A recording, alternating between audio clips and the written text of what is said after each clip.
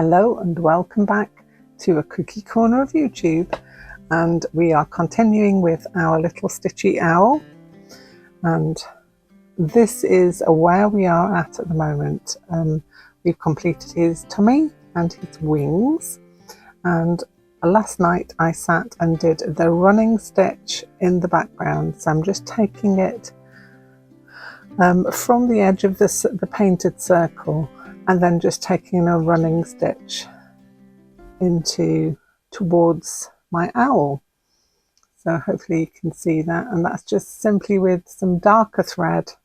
I use this really dark navy thread to give a contrast to the denim coloured Inktense pencil that we used on the circle.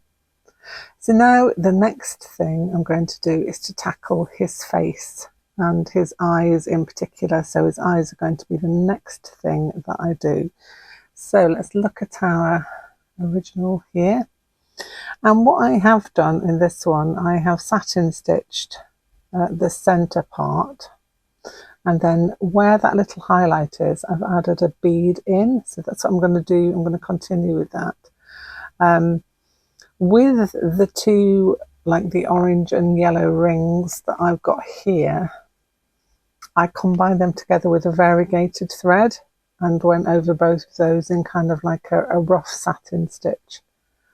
So that's that part, and then the outer part with the teal is going to be with a teal thread covering over it. So yeah, let's have a go at doing the eyes first. So grab yourself a needle and thread, and we'll do a satin stitch for that center part of the eye. Okay, so we'll thread it up, and what I'm going to do is I'm going to start in the middle. I'll take you further down so that you can see. Hopefully not so far down that I'm going to be knocking the camera. I'm going to then satin stitch from the edge, going out, keeping the stitches very close together. And it doesn't really matter if you get some gappage, because we've got that underpainting underneath, so it's not going to worry me too much if I'm trying to find a place to come up. It's always strange when the camera's over the top, so I have to be wary of that. So don't put it too tight, because otherwise you start to distort the fabric underneath. And gradually taking this smaller and smaller as a circle gets narrower as you go down.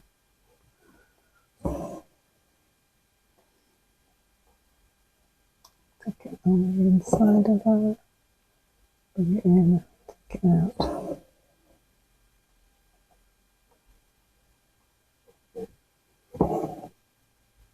Bring the stitches fairly close together.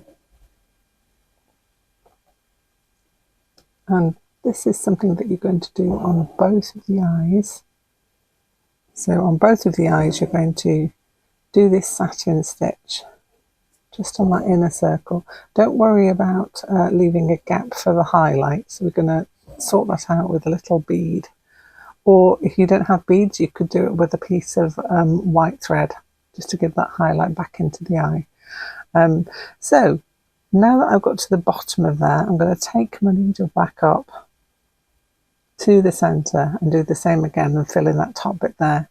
And then I'm going to do the other eye in exactly the same way. So if you want to do that, and we'll carry on from there when we've got to that point.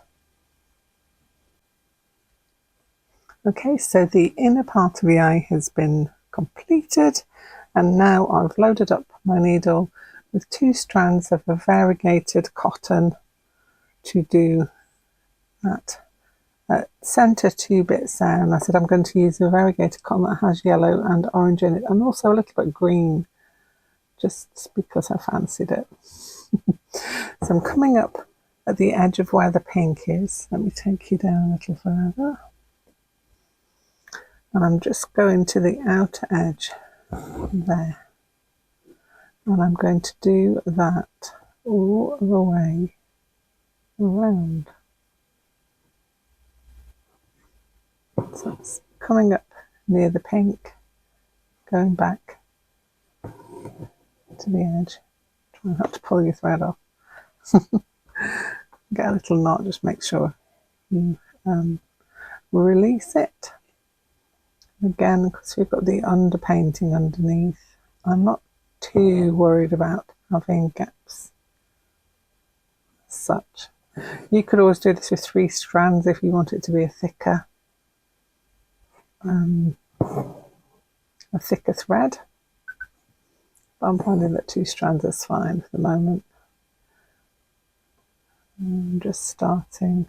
Got a very annoying fly in the background. Sorry if you can hear that. Decided to come and visit.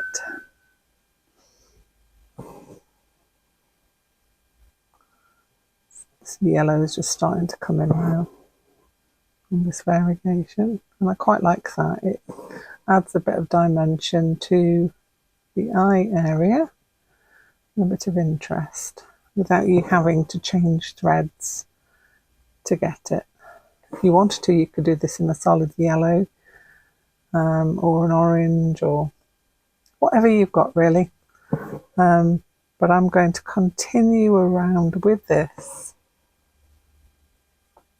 around both eyes to get that eye circle, those 2 circles there completed with this thread. And then I'm going to load it with teal and do exactly the same. Now the teal thread I use is going to be, it's not variegated, it's just a 1 colour.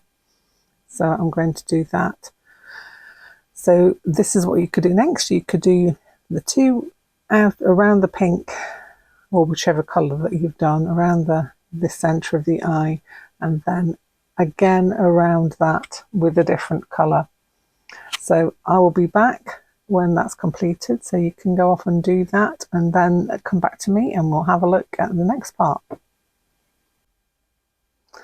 And so we have completed our eyes. The only thing we need to add in at this point now is either a white French knot or a bead. And I'm going to leave that for now because all the finishing touches I'm going to do at the end. You can obviously do it if you want to do it now and get it finished. That's up to you, but I think it's nice to go around and put in all the finishing bits to see it at the end when it's all completed. Okay, so you can see that the eyes are quite different and they always turn out differently. Doesn't matter if you do the same piece, everybody's owl is going to be unique to them. So that's good. I like that. Right, so the next thing we're going to do is to move on to the face area, and I will start at the point here at the top of the beak and take it out just to about there before I start to get to the variegated. So where the 2 tops of his eyes, the edge of his eyes ends, that's where I'll do my first stitch to go in, and it's going to be this thread. So I'm going to cut myself a length of thread. Somewhere here I have a needle. It is escaping me at the moment, but I do have a needle. It's usually hiding somewhere. I'll go and locate it and I'll be back. So I've threaded my needle with this very nice purple thread. Just a quick reminder, obviously, you can do your owl in any colours that you like. So say for example you didn't like this colourway, you could decide to do a green and brown owl or a natural coloured owl, or you know, anything that you like that makes it unique to you. So what I'm doing here is kind of just filling in stitches, but not being too proud about whereabouts they go. I want them to fit, and I want them to kind of swoop out in between his eyes just to fill that gap. So I'm putting little stitches They're not connected to each other, not like back stitches. I'm just, wherever I want to go, that's where I'm going. Making my own map around his face. And when I get to the part where his eyes, that little part that swoops that way and that way, I start to change direction a little with my stitches. So it's kind of the direction of which the feathers would probably go, and the direction, if you're doing any animal, the direction of fur. That's the kind of thing you want to try and emulate with your stitches. What's the thing that I try and do anyway? So you want to be a little more organic with them, not straight up and straight down, although you could do that with satin stitches, but you want to try and emulate feathers or fur, in this case feathers. So you can see I'm filling in the area in between these eyes. If you get a little knot like that, don't worry, just pull it. Hopefully it will disappear. There we go. It's just a twist in the thread. Coming out again.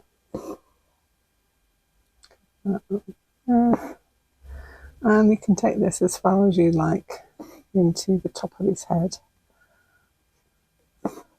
So that we've got, obviously you've got that paint underneath, which is great for filling in the gaps.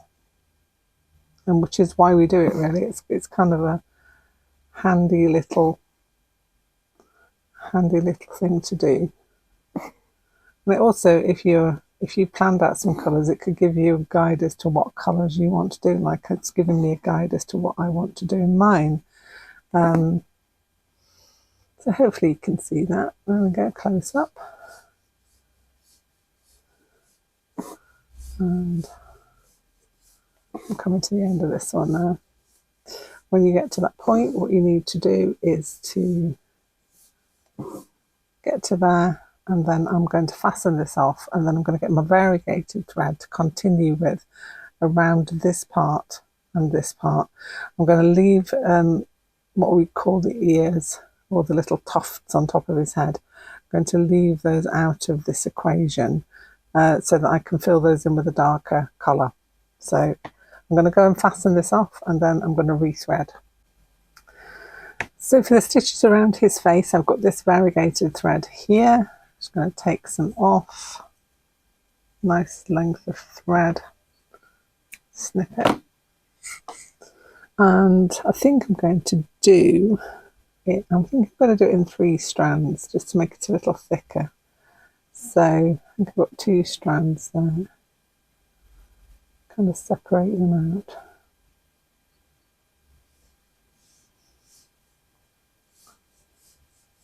Separate out the 2, and then I'll separate out the 1. When you're separating these, slow and steady is the way, because they're just kind of twisted together.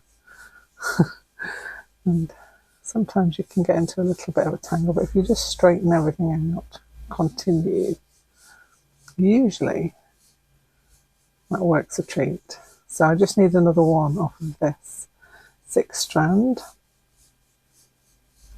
to make up my 3.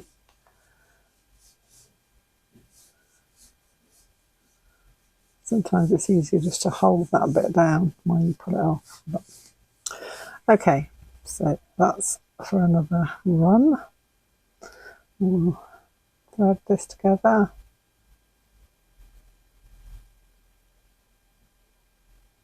And then not the end. Okay, so now we're ready to go. And again, we're going to do in the direction of the feathers or whatever. We're going to do a longer stitch. So it's longer than the little seed stitches we did in between his eyes. And we're kind of emulating that featheriness. And just doing some longer stitches, some shorter stitches, but going in the direction that you want the feathers to go in. If you're doing an animal, you would do it in the direction of the fur. And taking it to the edge of where we've painted. I'm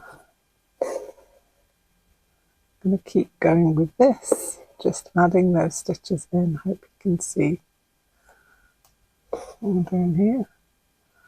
So, another one, do a shorter one there. You can do short and long stitches, it really doesn't matter as long as you keep that directional flow going. So I'm going to kind of vary it to the side there a bit. Come back down here and keep that feathery edge going up there. I can always fit another one in between there. And I'm going to do that all the way around his face. And I can see I've got some kind of, with my pencil, when I drew it with the Inktense pencil, I kind of drew the direction I wanted it to go, so I can kind of follow that with my stitches. But you can see the stitches on top of the painted area look quite well, and you don't get that gap in between. So I'm going to do that now. I'm going to leave those two little tufty bits out of the stitching and just go around his face and fill in up to the beak and everywhere, and I let you get on with that as well with your thread, and then we'll come back to finish off the little tufts on top of his head. So the next thing that we need to do, I have backstitched around the wing area in a nice dark blue to bring out the colour of his wings. I did it in a green to the tealy green to match the eyes last time. I just thought I'd try something different because I don't like to replicate something in the same way. I always have to try a different way, because if you don't try, you'll never know. So the next thing is going to be the beak, his little toes, and the tufts on top of his ears. And I think what I'm going to do first of all is the little tufty parts on his ears. So got a little bit of thread left in here. I don't know if it's going to last or not. Yeah, let's go with it. Don't want to waste it. So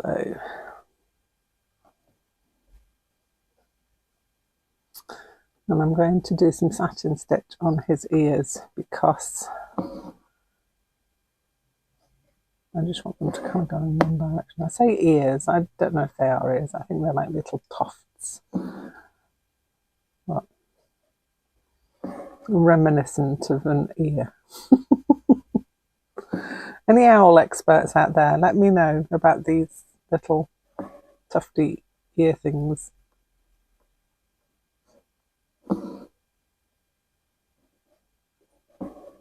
It's really close together.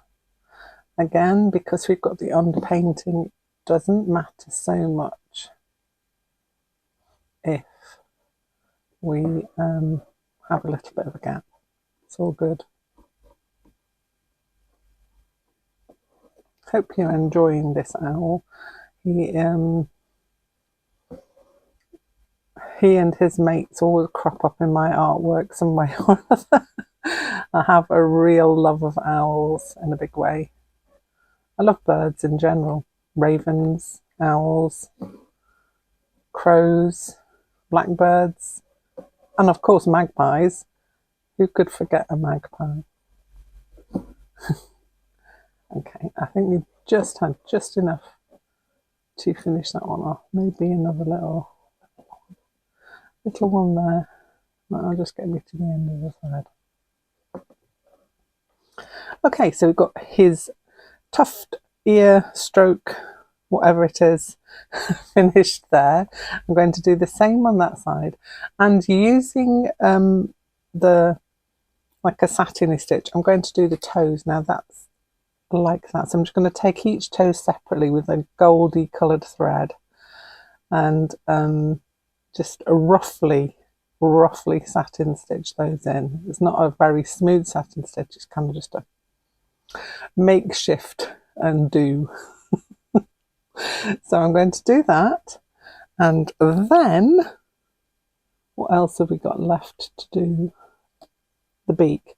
So the beak, I suggest you do one way with a satin stitch. So I always do it like horizontal, and then I go in with a vertical, and that gives a nice lift. I don't know if you can see, it's got kind of a bit dimension on it. So I'm going to do that after that. So first of all, complete both of the tufts, and then the toes, and then the beak, all in satin stitch. Go! So now Mr. Owl is complete. I have done his ears, his toes, and his beak, which has been doubly done with a thread going one way and the other in a satin stitch. And he's had sequins put onto his chest with a little bead to hold them down. And his eyes have each got a clear bead. These are the Rocaille's, the Gutermann ones, which are like a clear iridescent bead, what I've added to the center. Now if you haven't got beads, you could use a white thread or just a light coloured thread in order to add that light in. So now what we're going to do, this needs to be hooped up, and so I am going to just trim the edges of the fabric just to make it a little more circular. Do the same on this corner, like so, and next one,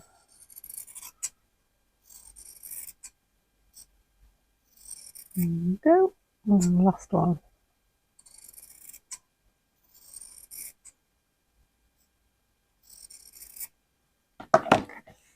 Can save those bits of scraps, they're always useful for something, never throw anything away. So now I'm going to get to my light coloured thread. It's not white, it's kind of like a creamy colour. Cut off a length, grab my needle. Oh, where's my bigger needle?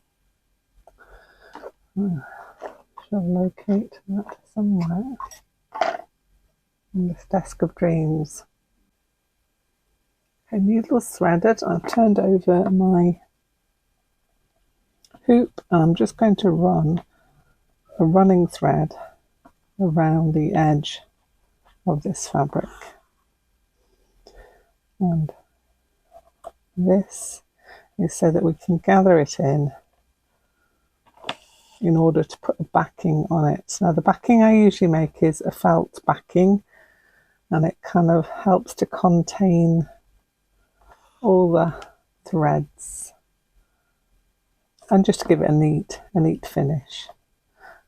And sometimes if I'm going to put these for sale, I will put a little label on them as well at this point with my Cool Kooky Creatures label,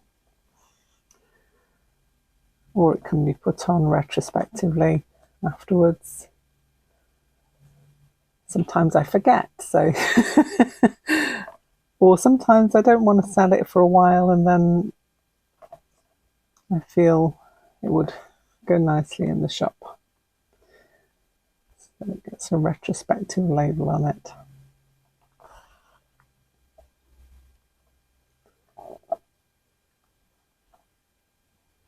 So I'm going to continue my way around here and then come back to you when I have finished and we can finish off this piece. Okay, so the next thing I need to do, now we've gathered that in, get rid of any bits. I've got bits of fluff on there from where I trimmed my fabric. Let's brush those off. There's another one there. Get everywhere, don't they? Okay, so the next thing I need to do, I've gathered it all in, tied it off, and it's all pulled and gathered in nicely. I cut down a piece of felt that is smaller than the piece than the actual backing, because felt gives a slight stretch, and what I want to do is to make it nice and tight like this one. So I'm going to get a length of thread, And I'm going to over sew this felt onto the back of my piece. Thread the needle. That's light enough for you to see, yes. I have to put the blind down on my desk today because the sun is blaring through, so